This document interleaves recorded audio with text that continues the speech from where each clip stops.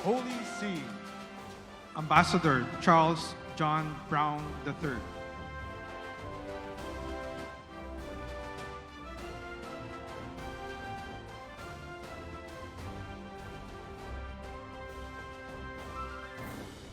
Kuwait, Ambassador Musaid Saleh Al Duwek.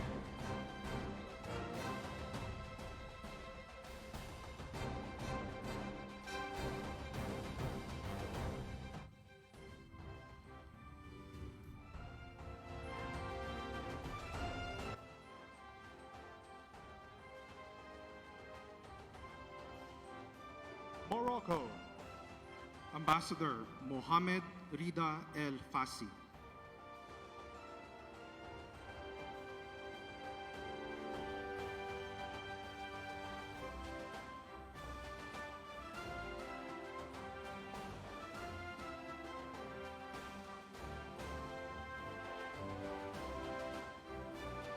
Serbia, Ambassador Slobodan Marinkovic.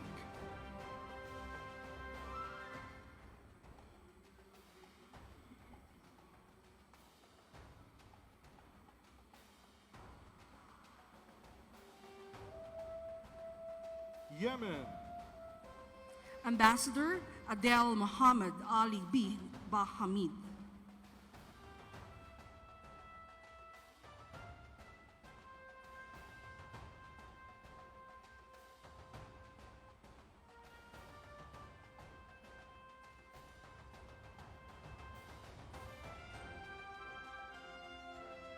Czech Republic, Ambassador Yana Sheriva.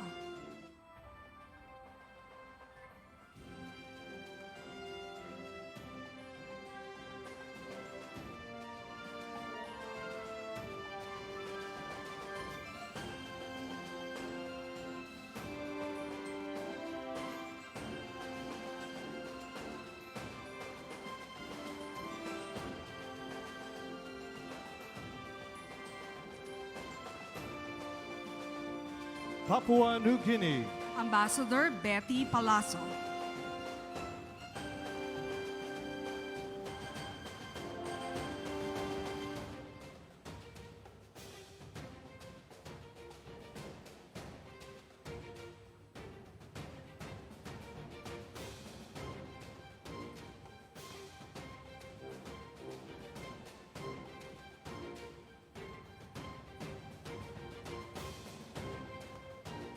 Singapore, Ambassador Gerard Ho Wei Hong.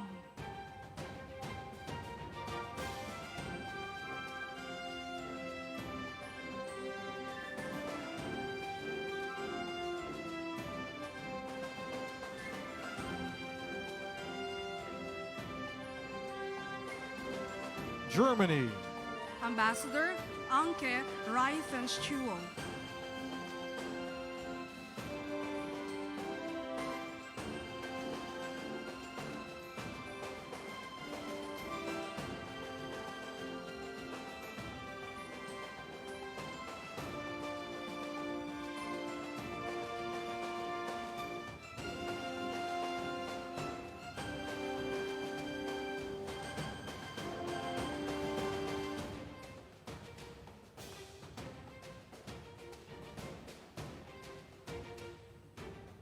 South Africa, Ambassador Martina Ntombizodwa Radebi Nechitenze.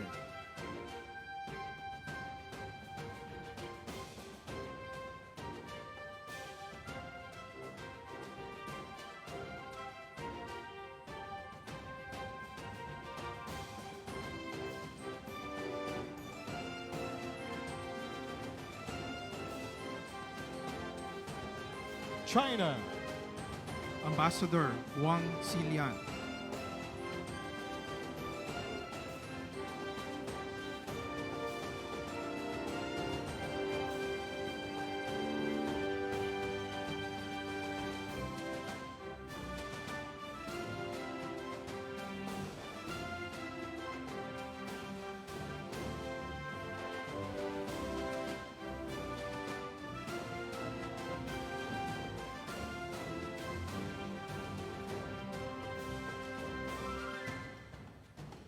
Palestine. Ambassador Saleh Asaad Saleh Mohammad.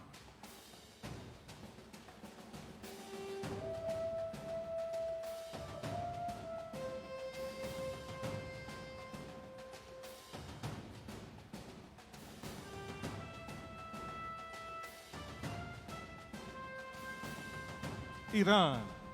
Ambassador Ali Reza Tutunchan.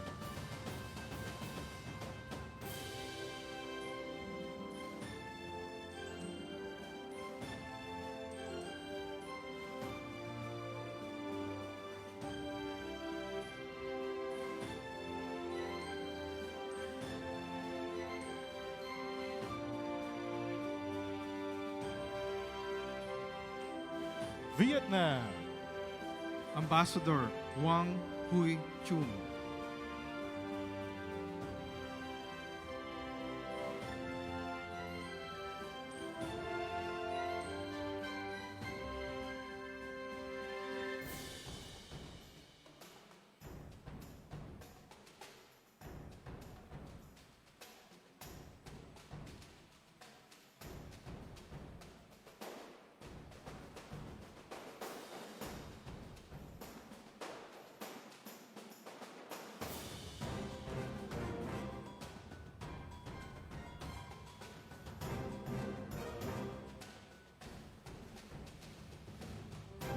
India.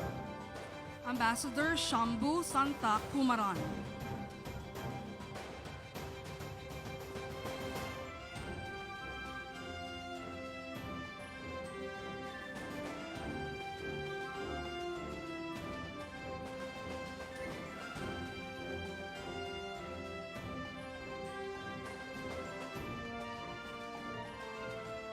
Hungary. Ambassador Tita Nelia Tot.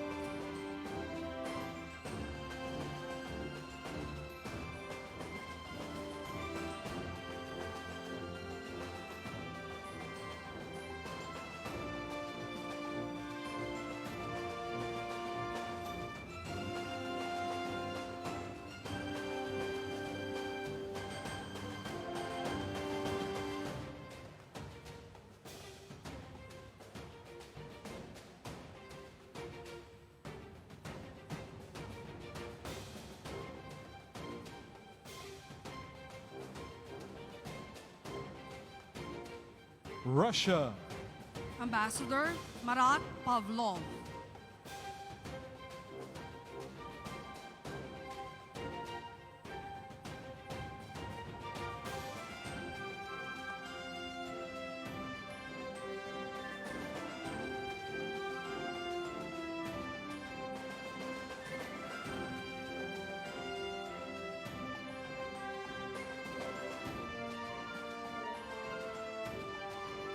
Pakistan.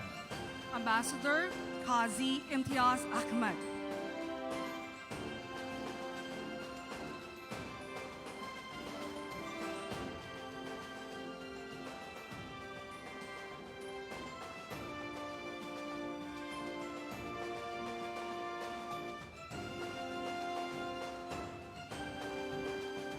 Finland.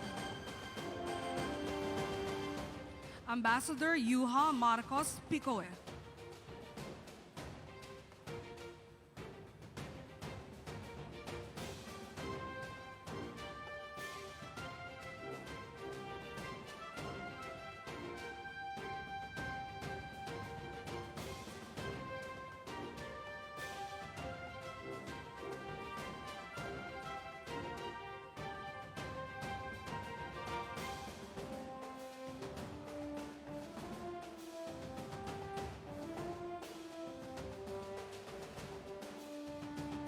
Egypt.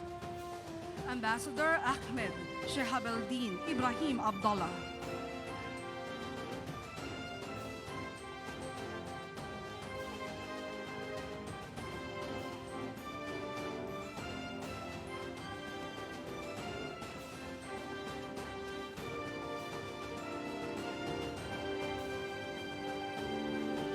European Union. Ambassador Luc Veron.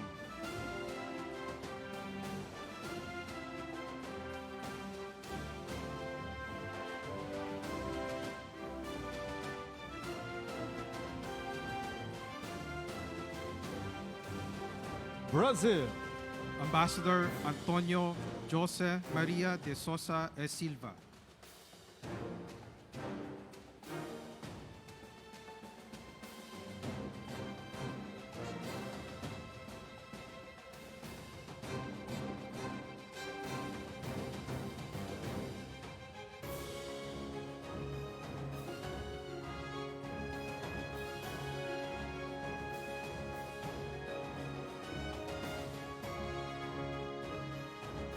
Korea. Ambassador Kim In Chun.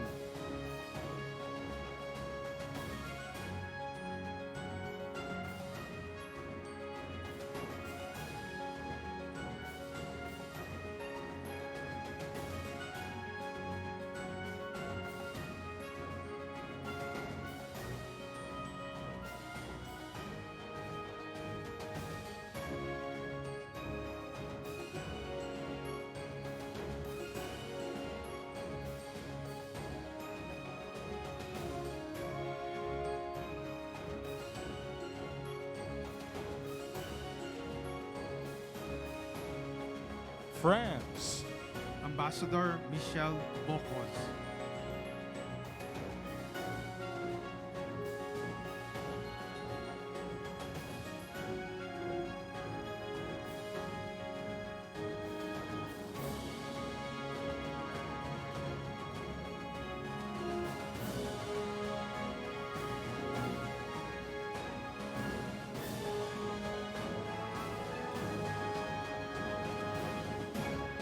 Colombia.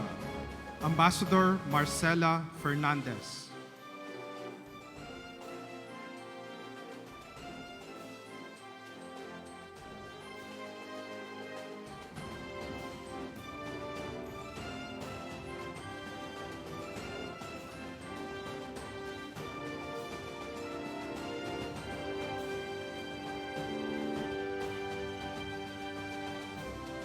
Belgium.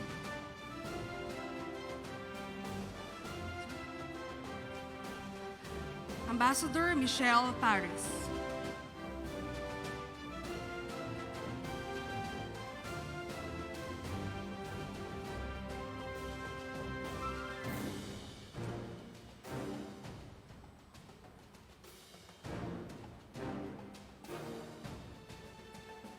United Kingdom. Ambassador Lore Bofis.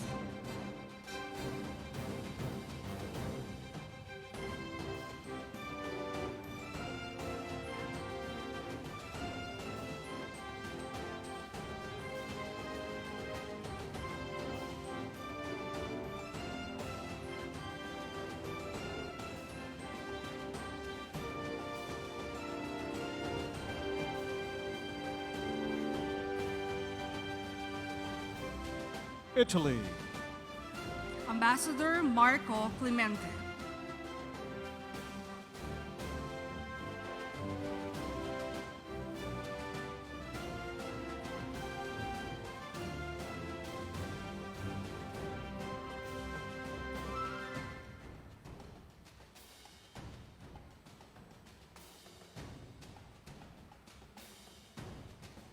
Sweden. Ambassador Annika Thunborg.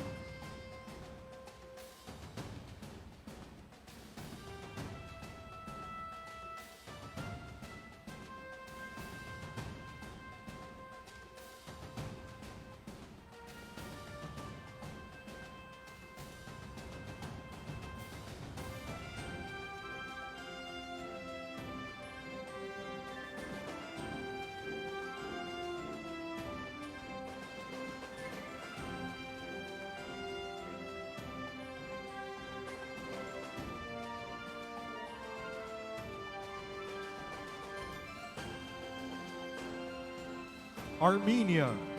Ambassador Varam Kazoyan.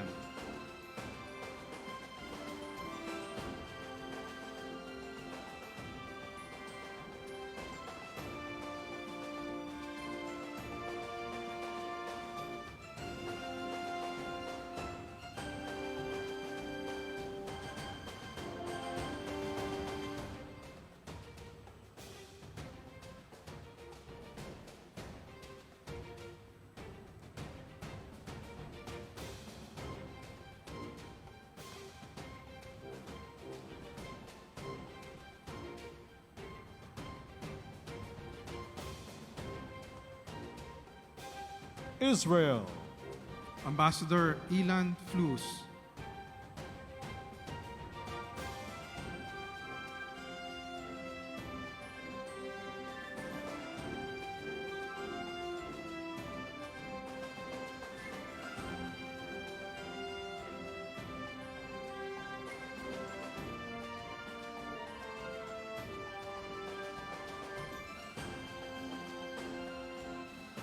Nigeria.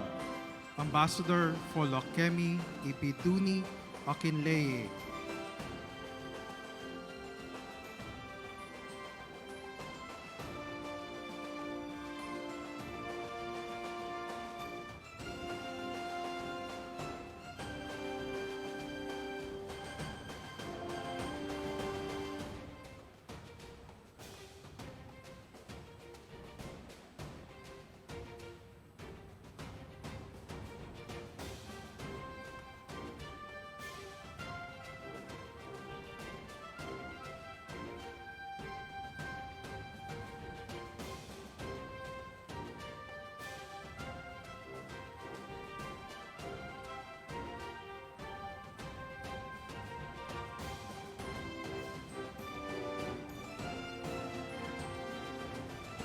Bangladesh. Ambassador FM Borhan Udin,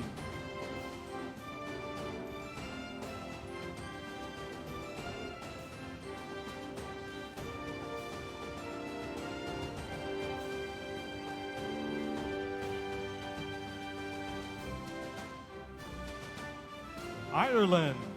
Ambassador William John Carlos,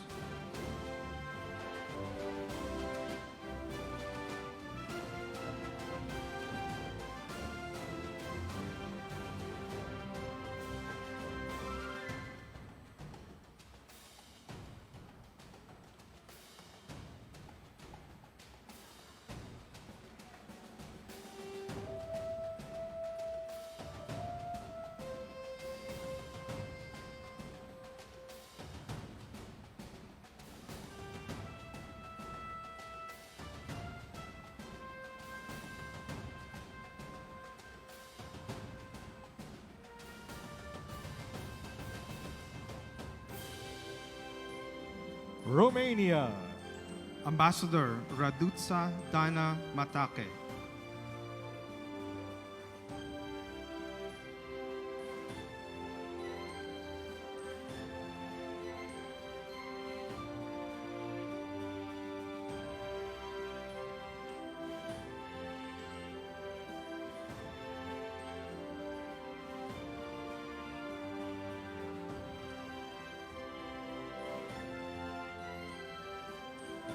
Indonesia.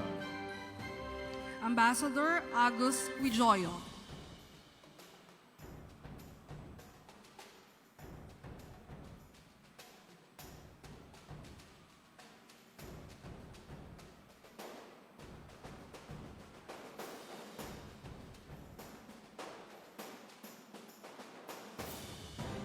Argentina.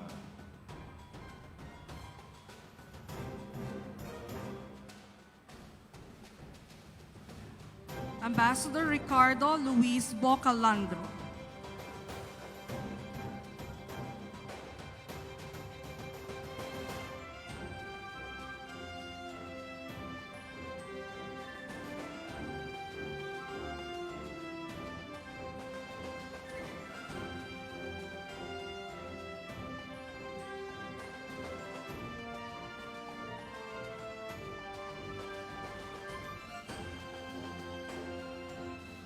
Greece.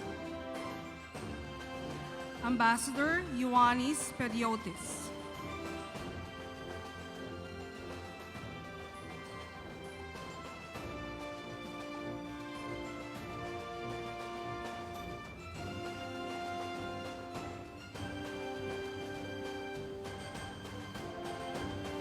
Thailand. Ambassador Tul Trisorat.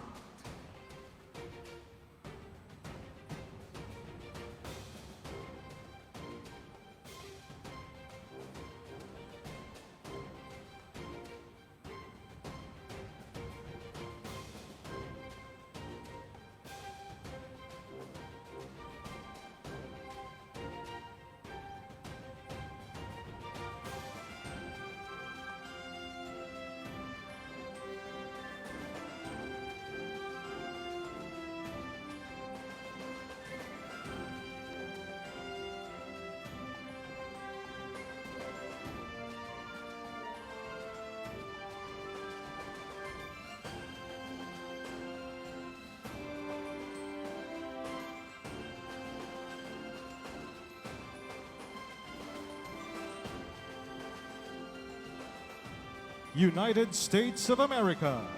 Ambassador Mary Kay Loss Clarkson.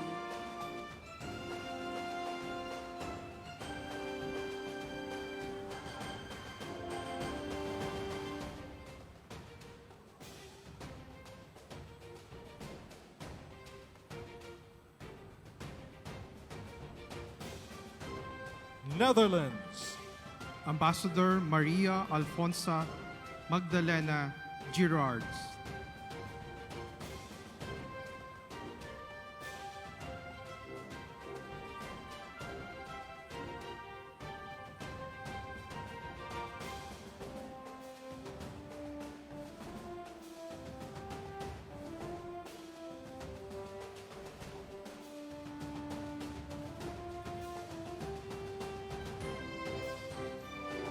Austria.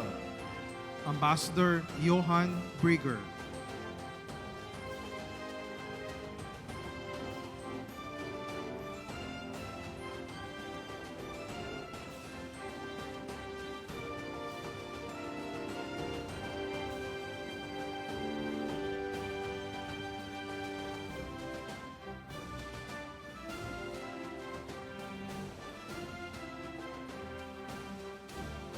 Norway. Ambassador Christian Halas Lister.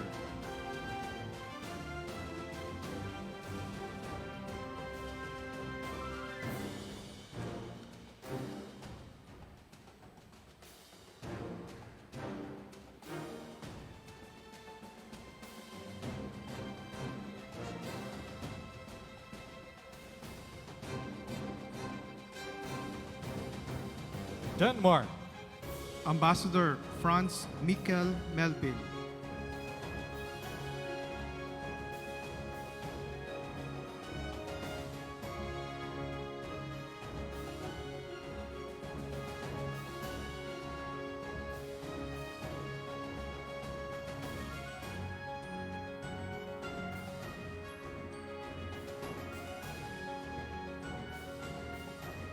Turkey.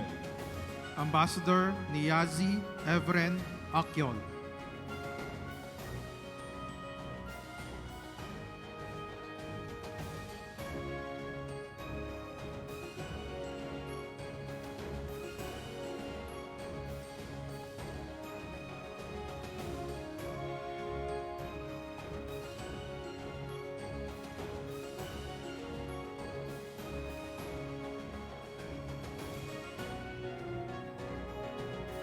Spain. Ambassador Miguel Utray Delgado.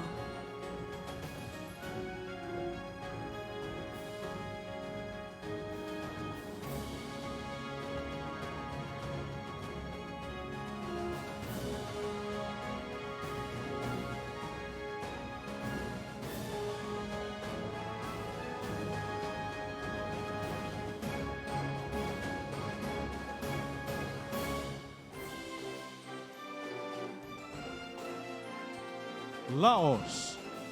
Ambassador Sonsai Vanastai.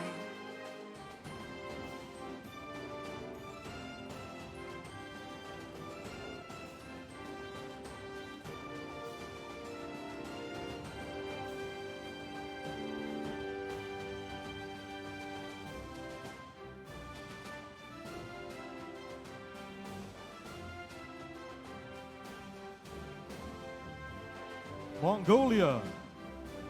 Ambassador Enshbayar Sosor Barang.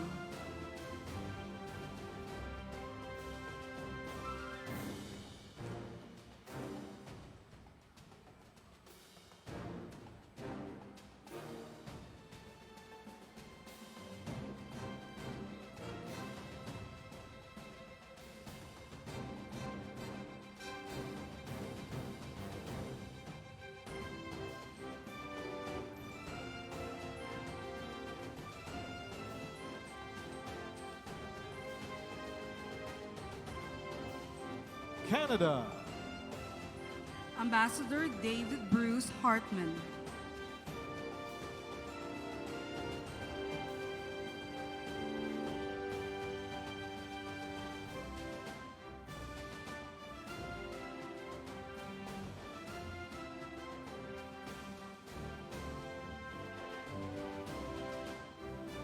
Oman.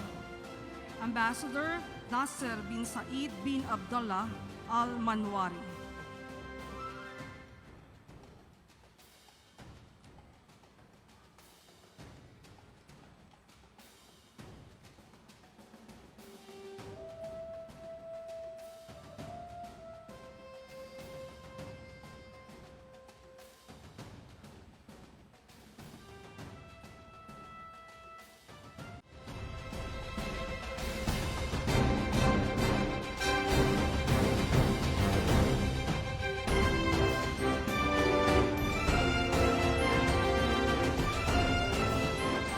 Very much. I would just like to greet some of the distinguished guests that we have here today. The Senate President, Mig Subiri, is present here with us, and the House Speaker, Martin Romualdez, is also here. He's already busy making deals in the back. Of course, the Dean of the Diplomatic Corps, the Apostolic Nuncio to the Philippines, His Excellency, Most Reverend Charles John Brown. The former President and now Deputy Speaker, Gloria Macapagal Arroyo. The Excellencies of the Diplomatic Corps, Foreign Affairs Secretary Ricky Manalo. And of course, my my greetings would not be complete, and I would get myself into a great deal of trouble if we do not greet, of course, our beloved First Lady, Lisa Araneta Marcos. My fellow workers in government, ladies and gentlemen, good afternoon. And thank you all for your presence today. I am delighted to see you all today as we welcome the new year with fresh enthusiasm and a renewed sense of hope for the future. The world is slowly recovering from the toll and pounding effect of the COVID-19 pandemic, and I'm happy to say so is the Philippines. As with the global economy, the road to recovery is not easy for the Philippines. We grapple with the pandemic's lingering effects on certain industries and disruptions in the global supply chains. But with a clear vision, standing on sound ground, the Philippines is aiming for a post-recovery that builds and transforms the economy towards more resilience, inclusion, and innovation. The Philippines' strong macroeconomic fundamentals and well-crafted structural reforms have certainly helped the country and held it in good stead, cushioning the shocks of the pandemic on the economy. We take pride that we now can claim that the Philippines is now the fastest rising economy in the Asia-Pacific region. Our growth rate, these are our legislators without whose help we could not have achieved the very encouraging numbers that we have, 7.7% growth, and that was our projection was actually 5.7%, and so it is. We can see that hopefully we will continue to surpass the forecasts for the economic indicators of the Philippines. But our growth assumptions remain reasonably ambitious. We are looking to the same growth rate for 2022, between 6 to 7% for this year. Official data shows that unemployment is dropping, and that the increase in the employment rate and labor force participation is up to 98.5 and 67.5% respectively. Tax collections, investment figures are all moving upwards, which gives us here in the Philippines a sense of careful optimism. Excellencies, ladies and gentlemen, post-COVID realities demand the recalibrating of our strategies and focusing on urgent concerns that really matter to our people. We have to go back to the basics, that is food security, job generation, poverty reduction, and managing inflation.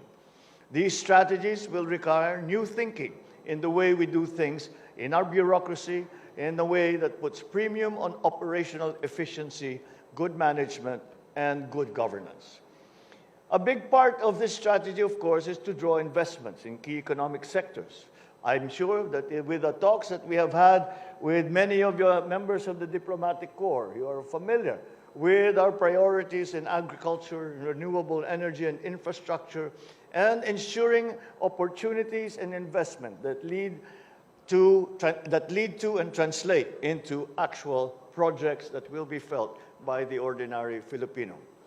My recent trip to Davos for the World Economic Forum was particularly important because it had provided an opportunity to herald the good news about the Philippine economy and announce our plans and programs to global business leaders. I also unveiled the plan for the creation of a sovereign wealth fund, the Maharlika Fund.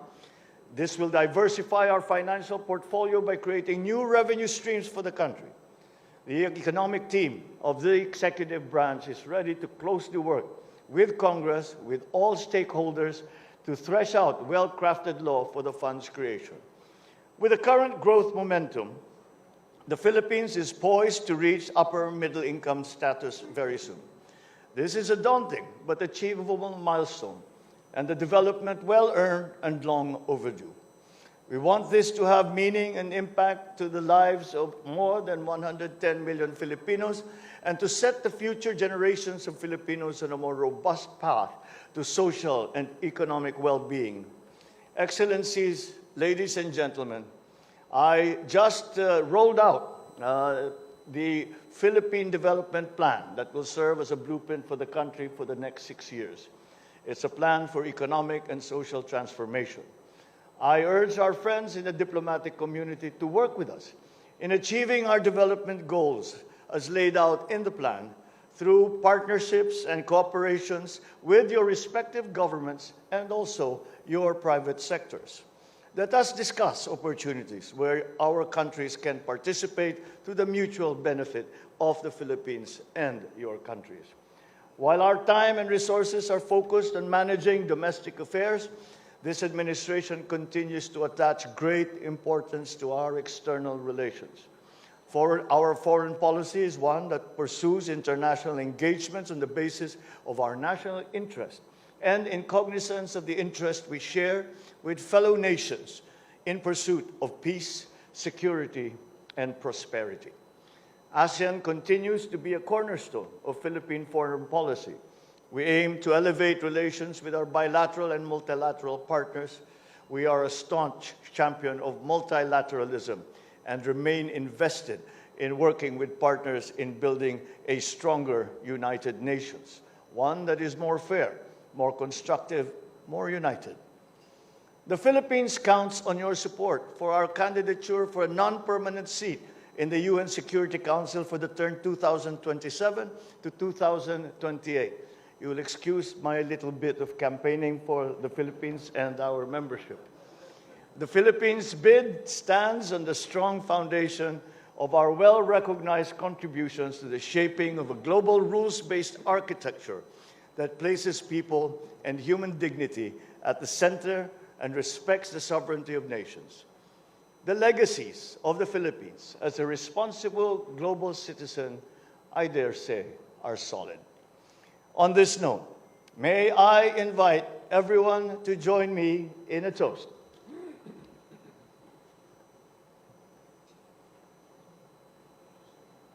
To our friends from the diplomatic community, may we continue to strengthen the bond of our countries for the mutual benefit of our peoples and our countries. To my able colleagues in government, may we be guided by the Almighty as we continue to fulfill our mandate in the service of the Filipino people. And to my countrymen, our journey is a collective effort where everyone has a stake. Let us all work together for a brighter future, for a better Philippines. Thank you very much, and mabuhay po kayong lahat.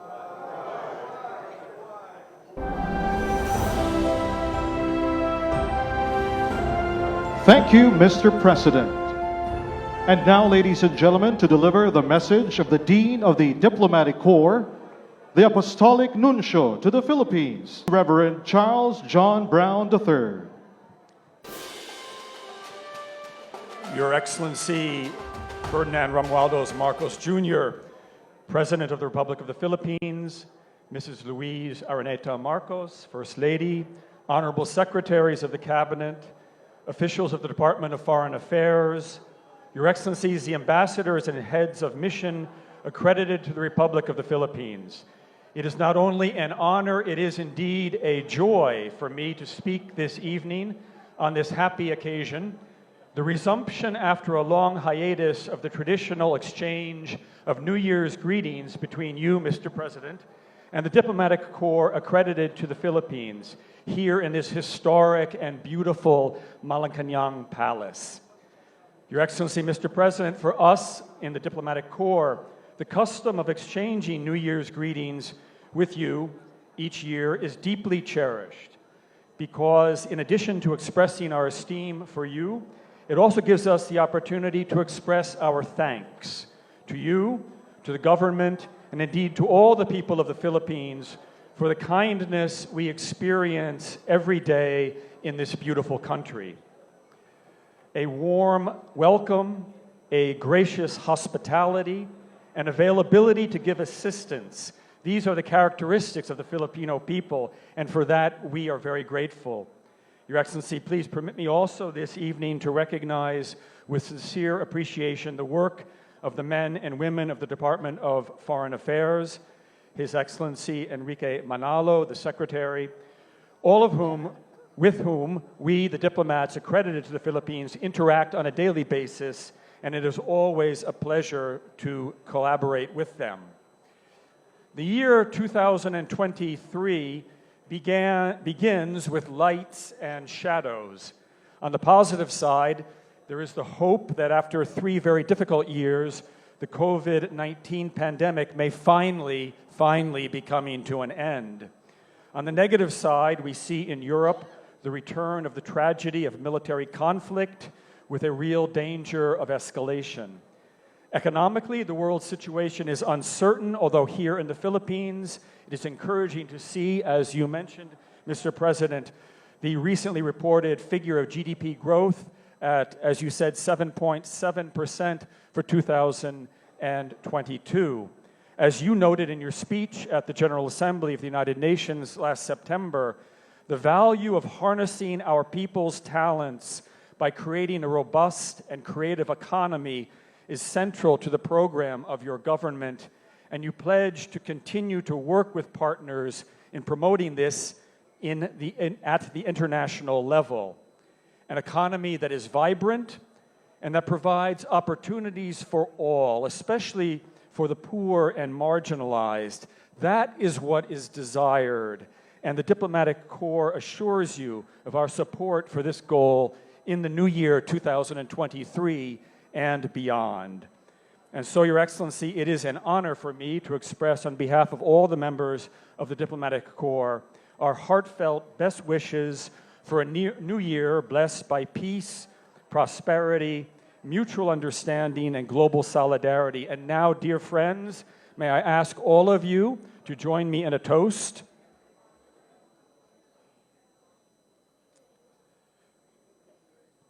To the President of the Republic of the Philippines, His Excellency Ferdinand Romualdez Marcos Jr., for his well-being, health, and success, and for the peace, prosperity, and happiness of the Filipino people.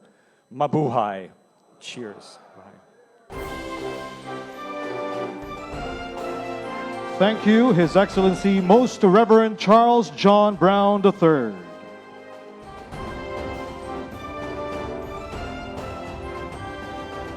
Ladies and gentlemen, please enjoy the rest of the evening. Thank you.